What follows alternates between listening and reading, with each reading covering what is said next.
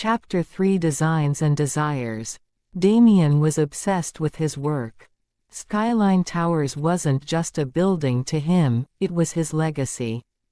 He talked about it constantly, in meetings, at dinners, even occasionally to Aria when he was too tired to remember he wasn't supposed to share things with her. "It has to be perfect," he said one morning over coffee. They were sitting at opposite ends of the long dining table, papers spread out in front of him. Every line, every angle, every material. It needs to represent power, but also grace. Strength, but also openness. Aria listened carefully, her heart swelling. That was exactly what she had been trying to capture in her designs. "You talk about it like it's a person," she said softly. Damian looked up, surprised he had spoken so much. He quickly shut down, his mask slipping back into place. "It is just a building. A very expensive, very important building. Nothing more." He stood up and gathered his papers. "The lead architect sent over new revisions today. Finally, they seem to understand what I want. Whoever designed this section, they have real talent. Shame they work for Hale Construction. If they worked for me, I would promote them instantly." Aria froze. He was holding her drawings. He was praising her work. And he hated her family's company so much he would never accept that she was the one doing it. "Do you really hate them that much?" she asked, unable to stop herself.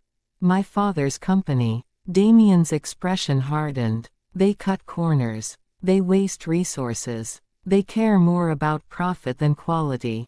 They ruined a project my father started years ago. I promised myself I would never work with them, and I certainly wouldn't trust them with my legacy. The only reason I haven't cancelled the contract is because," he hesitated, looking at the papers in his hand, "because the architect they hired is surprisingly brilliant. I don't know who they found, but they are the only good thing coming out of that company." He walked away, leaving Aria sitting there, stunned and confused. She was the best thing about the company he hated. She was the one person he would respect, if he knew who she was. But telling him now would ruin everything. He would feel betrayed. He would think she married him just to spy or steal his ideas. That night, she sat at her desk, sketching again. She drew the tower rising high into the sky, strong and beautiful. And she realized something terrifying. She wasn't just falling for the man despite his coldness, she was falling for him because of his passion. She loved how much he cared. She loved his vision. She loved the way he saw the world. And worst of all, she was starting to think that maybe, deep down, behind all the walls and rules, he wasn't as cold as he pretended to be. Chapter 4 Unexpected Alliance. 3 months into the marriage, a crisis hit. There were problems at the construction site. Serious problems. Structural issues that no one could solve. Engineers were confused. The project was at a standstill, losing money every day. Damian was furious, stressed, and working himself to the bone. He came home one night looking exhausted, dark circles under his eyes, suit rumpled, jaw set tight with frustration. He went straight to the living room, threw the plans onto the table, and ran a hand through his hair in pure frustration. "It's wrong," he muttered to himself. "Everything is wrong. They don't understand the load distribution. They don't understand the materials. If they build it like this, it will fail." Aria stood in the doorway, watching him. She knew exactly what the problem was. She had warned them in her notes, but her father's team had ignored her. She walked closer, breaking the rule she had set for herself: stay out of his work.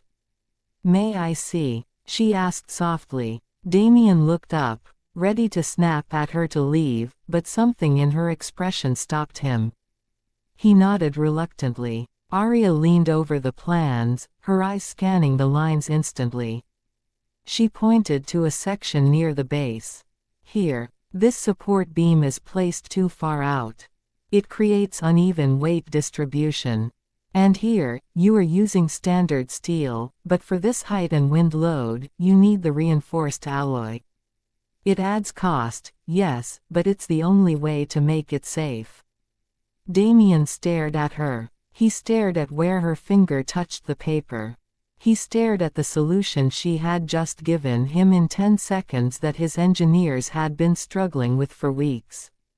How? He cleared his throat, sounding rough. How do you know that? Aria froze. She had revealed too much. She had let her knowledge slip. I studied architecture a little, she lied quickly. Before all this. I remember some things. Damian didn't buy it. He studied her face closely, his eyes searching hers. There was something there, something he couldn't place. She understood. She saw exactly what he saw. You just solved a problem that cost me 2 weeks and $50,000, he said quietly. Whatever you studied, you were good at it. He sat down, gesturing for her to sit opposite him. For the first time, he wasn't talking to his fake wife. He was talking to someone who understood him. Tell me more, he said. What else is wrong? For the next 2 hours, they sat together over the blueprints. Aria explained, Damian listened, argued, questioned, and learned. They moved lines, changed materials, reimagined sections. They fought over details, agreed on vision, and completely forgot about the rules and the contract. For Aria, it was heaven. Working with him, seeing his mind at work, realizing that they were perfectly matched. For Damian, it was a revelation. He had never met anyone who connected with his ideas this way. Who challenged him and improved him. He felt drawn to her, not just as a wife, but as a partner. As they finished, late into the night, Damian looked at her. The distance between them had vanished. The coldness was gone. You were full of surprises, Aria Hale, he said softly. And in that quiet moment, with blueprints spread between them and coffee gone cold, Aria realized the most dangerous truth of all. She wasn't just hiding her job anymore. She was hiding her heart.